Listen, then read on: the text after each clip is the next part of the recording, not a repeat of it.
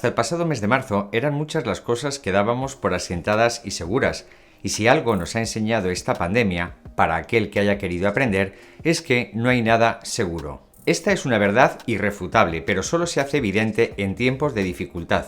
De una forma o de otra hemos tenido que aprender a improvisar. Mucho se habla de los cambios en el ámbito económico, en el ámbito laboral, en el ámbito educativo, en lo social, en lo personal, y todo ello marcado por la incertidumbre. La circunstancia es incierta, como estar dentro de una piscina profunda en la que nos cuesta hacer pie. Pero además flota en el ambiente, como los aerosoles, una evidencia de la que todos nos hemos percatado, pero poco se habla, y es la conciencia de vulnerabilidad. De un modo u otro, todos hemos tomado conciencia de una realidad profundamente humana, y es el hecho de que somos vulnerables, que somos frágiles, susceptibles de sufrir por una causa u otra. Tanto en el ámbito de lo laboral, en el ámbito de la salud, en el ámbito de lo social o en las relaciones personales. La incertidumbre, unida a la vulnerabilidad, definen esta situación personal en la que nos encontramos dentro de una circunstancia de pandemia. Y ciertamente, esto nos asusta y nos produce una profunda inseguridad.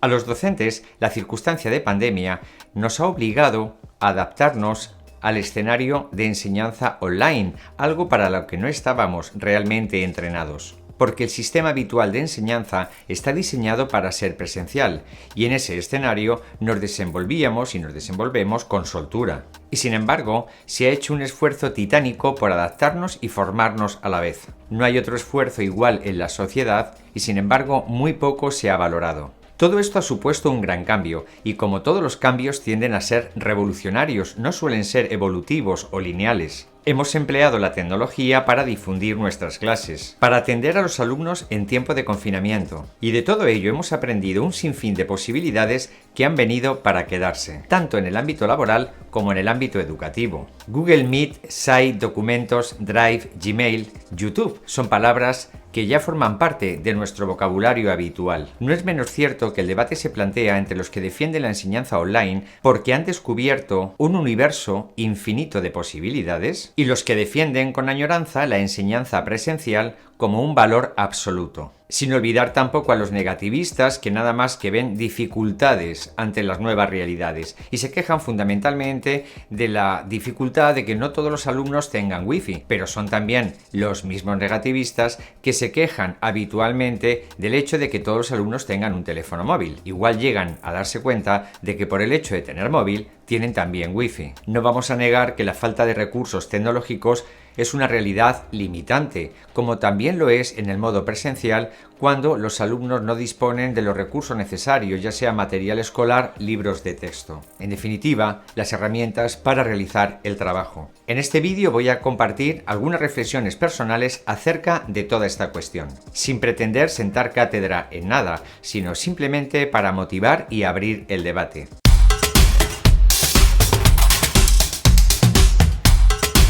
Y en definitiva, la pregunta es, ¿qué puede aportar la educación presencial que no pueda aportar la educación online? En primer lugar, habrá que distinguir el nivel de enseñanza al que nos referimos. En la etapa de educación infantil y de la primaria se requiere de la presencia del alumnado y de los docentes para guiar las tareas, para motivarlas, para controlar los tiempos y el aprendizaje, y para promover una autonomía en los alumnos que todavía, por su tiempo de madurez, no ha sido completamente adquirida. Pero además de lo curricular, no menos importante es la interacción social en estas etapas. El juego espontáneo u organizado, la convivencia, la relación con los compañeros, las actitudes que fomentan el trabajo en equipo, todo ello ofrece contenidos fundamentales en el proceso educativo y en el desarrollo del niño. Cuando hablamos de alumnos de secundaria, cambia ligeramente la perspectiva. Ciertamente hay que asegurar los elementos de motivación, de enseñanza y de aprendizaje, de control y evaluación de las tareas, del desarrollo de los procesos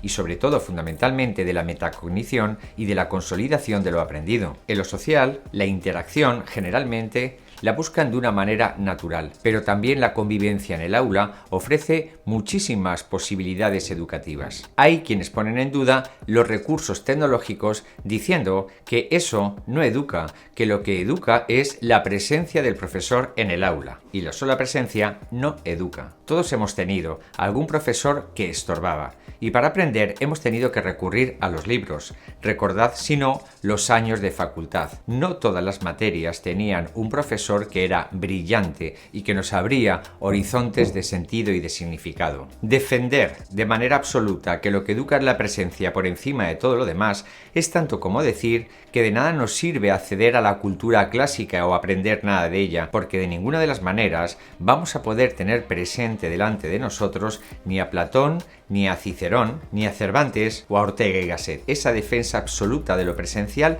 es falsa, porque en realidad se aprende mucho más leyendo. Leer es una forma de acceder y de dialogar con los ausentes, como diría el mismo Quevedo, dialogar con los ojos. Por eso mismo, en ocasiones, cuando están bien medidas las tareas, es útil que los alumnos las realicen en casa, porque ese trabajo personal es muy enriquecedor para asentar los conocimientos. Pero seamos claros, es más fácil y más cómodo escuchar simplemente al profesor en clase que la ardua tarea de tener que leer y investigar. Digamos, por tanto, que lo presencial nos hace la vida más fácil, pero no por ello más enriquecedora. Universidades prestigiosas como la UNED o la UNIR u otras universidades que funcionan con un sistema online y a distancia son universidades de éxito. Está claro que en todo este proceso de cambio hay algo sobre lo que empiezan a sonar ciertas alarmas, y es la necesidad de rediseñar el rol del profesor en ese proceso educativo. En estos días se han dado a conocer los datos de la OCDE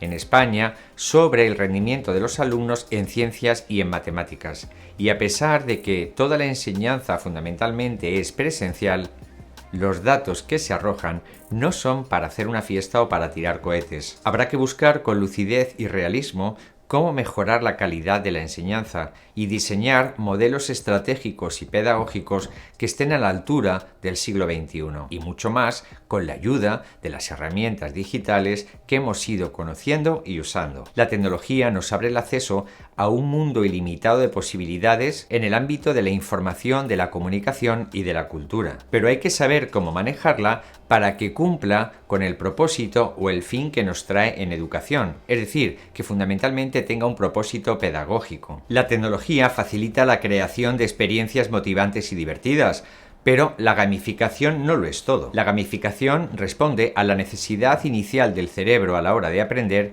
de estar motivado para la acción que se va a llevar a cabo, pero quedarnos simplemente en la gamificación es trivializar el proceso de enseñanza. Es necesario después dar un paso más. A partir de las destrezas de pensamiento, en las que se puede incluir perfectamente la gamificación, hay que avanzar hacia la búsqueda de información, hacia la investigación, hacia la colaboración y el trabajo en equipo, a la consolidación de los conocimientos y, por último, sería también deseable la transformación de la realidad. O dicho de otra manera, avanzar hacia la creación y el rediseño. Por eso estoy convencido que el uso puntual, no integrado o no planificado de las herramientas digitales no aporta nada. Es necesaria una verdadera transformación digital o una digitalización de los procesos de enseñanza y aprendizaje. Lo digital es el dedo.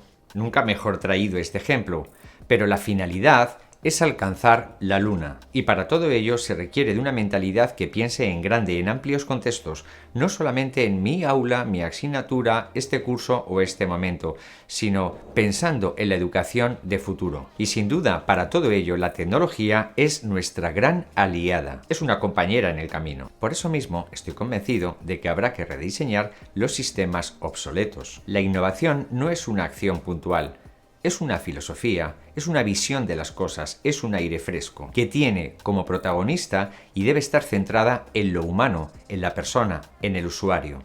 Y no en los aparatos, sino en los problemas reales que se plantean en la educación en el siglo XXI. Y en definitiva te estarás preguntando, ¿qué educa? ¿La presencia o la tecnología? Lo que educa realmente es la palabra. La presencia sin palabra es pérdida de tiempo. La tecnología sin palabra es puro artificio o entretenimiento. La palabra, cuando es auténtica, ayuda a la persona a crear un mundo de significado y de sentido, a construir en definitiva la personalidad, o como solemos decir, a amueblar la cabeza. Y la palabra, en todos sus formatos y variedades, tanto en el formato impreso como en el formato oral como en el formato digital, pero en definitiva es la palabra lo que educa. Y por eso mismo educa la interacción social. Y a mayor multiplicidad de puntos de vista, mayor defensa contra la miopía o la ceguera social. Esto debería llevarnos y conducirnos a dejar de estar tan preocupados con las metodologías, las competencias y a poner muchísimo más la mirada y la atención sobre la convivencia real en los centros educativos y especialmente en el hecho de la inclusión de la diversidad. Todos sabemos que es políticamente correcto hablar de la integración de la diversidad. Es lo adecuado, nadie diría algo contrario a este planteamiento, pero es verdad que hay que hacerla efectiva, hay que hacerla realidad, no solamente escrita en los documentos en los que cabe cualquier cosa. Niños y niñas, blancos y negros, creyentes y no creyentes, gays y heterosexuales, latinos y europeos, en silla de ruedas o con completa funcionalidad. Cuando se reúnen estas perspectivas en un aula, se genera una condición de aprendizaje que no tiene igual. Y por supuesto, ese es el escenario real con el que se van a encontrar nuestros alumnos y alumnas en la sociedad. Ojalá esta interacción social variada, múltiple y enriquecedora se diera mucho más en la realidad presencial. De ahí que haya que seguir poniendo mucho cuidado en los planes de convivencia, para fomentar nuevas maneras de respeto y de relación entre los alumnos. Y no es menos cierto que a esta interacción social amplia y diversa nos ha abierto también las herramientas digitales,